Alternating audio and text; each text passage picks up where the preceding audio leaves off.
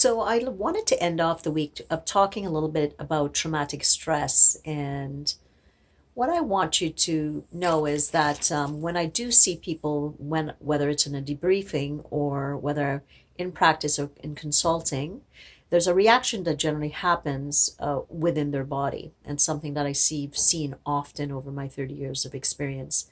So there's a band that goes down the front of our body. It's called the vagovasal nerve.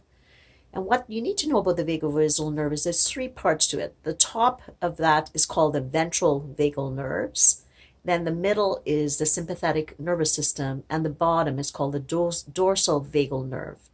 What happens was when there's traumatic events, we can vacillate through those three levels.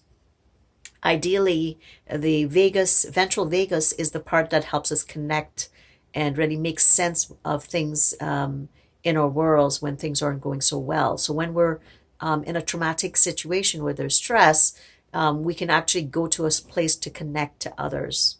Or conversely, we can go into the middle part of the vagus nerve, which is the sympathetic nervous system, which says go into fight, flight, or freeze, which at that point, then our body either takes us down to the dorsal vagal nerve, which is the part that says stop, protect yourself at all odds. So when you're kind of, relating to someone, let's say there's been a traumatic event at work, maybe someone's been through something that you manage, if you're a leader and that there's been a big incident at your company, to recognize that most people are in that space. They are either vacillating between the top part of the vagus nerve, which is I need to connect, I need to, make sense of something that is sudden and traumatic.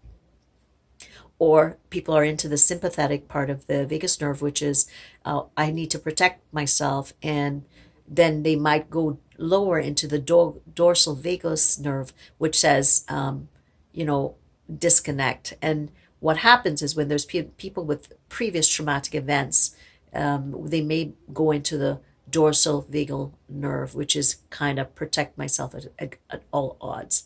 So what I'd like you to do as an employer, as a leader, or anybody that manages others, or just the people in your lives, to think, if someone's responding, where do you think they're going? Are they going to connection, or are they going to the point of protection?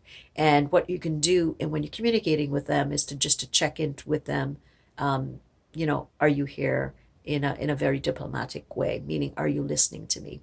So I hope this was helpful. If you'd like to hear more information on the neuroscience of trauma and stress, let me know. Take care. It's Roxanne Durhodge of the Authentic Connection Movement. If you need more information on me, you can reach me at roxannedurhodge.com. Take care.